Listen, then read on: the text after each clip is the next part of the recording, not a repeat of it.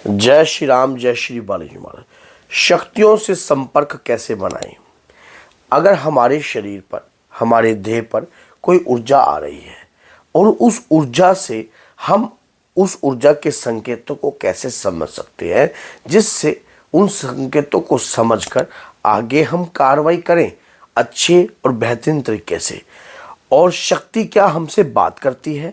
अगर बात करती है तो किस प्रकार से करती है और उनकी बातों को कैसे समझा जाए, जिससे हम उनकी बातों को समझकर उन्हीं के अकॉर्डिंग जो है हम कार्य कर सकें। आज की वीडियो बहुत ही ज़्यादा आपके लिए लाभवर्धक होने वाली है। तो अगर आपको वीडियो अच्छी लगे तो लाइक करना, चैनल को सब्सक्राइब करना और बेल आइकन बटन को दबाना ना भूलना, ताकि इसी प्रकार की बेहतरीन से बेहतरीन वीडियो आप तक पहुंच जाए। तो क्या होता है कि देखिए, हम भगवान की पूजा करते हैं, नित्य नियम बनाकर अपने जीवन में एक आधार बना लेते हैं कि हमने नित्य हनुमान जी की पूजा करनी है। और हम जब पूजा करते हैं, पूजा करने से हमारे शरीर पर ऊर्जा का समावेश उत्पन्न होता है।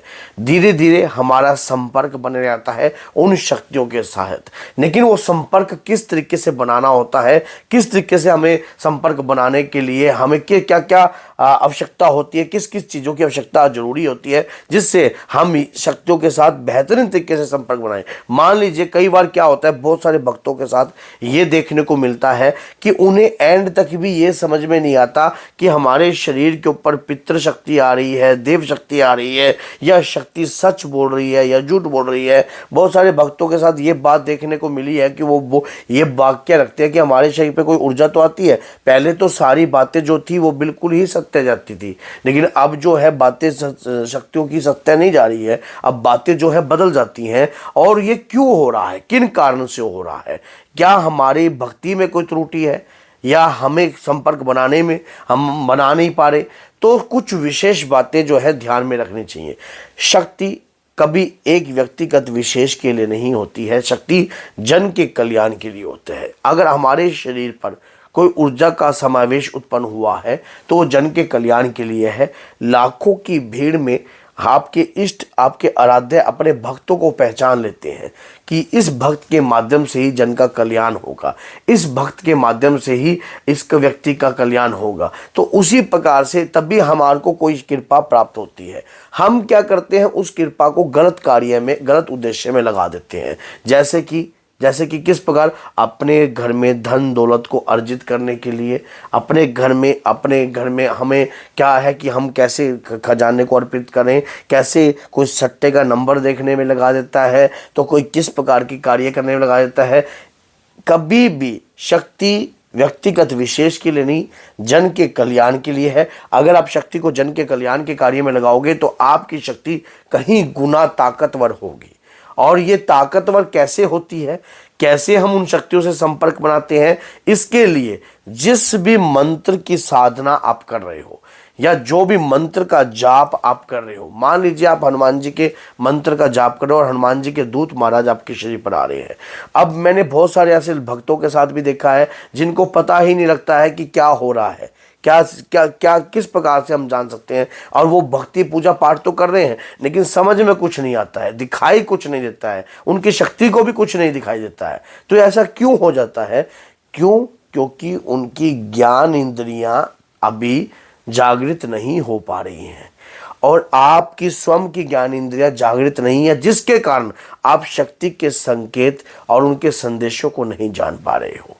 जब आपकी ज्ञानेंद्रियां प्रभावशाली रूप से हो जाती हैं, जब आप अपनी ज्ञानेंद्रियों के माध्यम से शक्ति से संपर्क बना लगाते हो, तब आप उनकी एक एक बातों को समझते हो कि वो आपसे क्या कहना चाहती हैं, किस प्रकार से कार्य करवाना चाहती हैं, किस तरीके से कार्य करना चाहती हैं।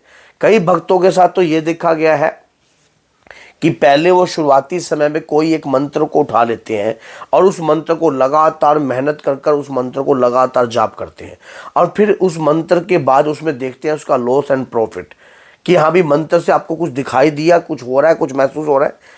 तो उनका कुछ महसूस नहीं होता तो उस मंत्र को छोड़कर दूसरे मंत्र को उठा लेते हैं। तो इससे भी आप सोच रहे हो कि आप जागृत हो जाओगे, क्या आपकी ज्ञानेंद्रिय जागृत हो जाएंगी? नहीं। आप अपने मन को शांत रखिए और अपने इष्ट के आगे प्रार्थना कीजिए। देखना शक्ति किसकी है, आपके इष्ट की। संपर्क कौन बनवाने में सहयोग करेंगे, आपके इष्ट। अगर आप सोचते कि आप ही सब कुछ करने वाले हो, नहीं, आप सिर्फ अपने कर्म पर अपने विश्वास रखिए कि मैं जो कर्म कर रहा हूं बस उसके तहत ही मुझे कृपा प्राप्त होगी।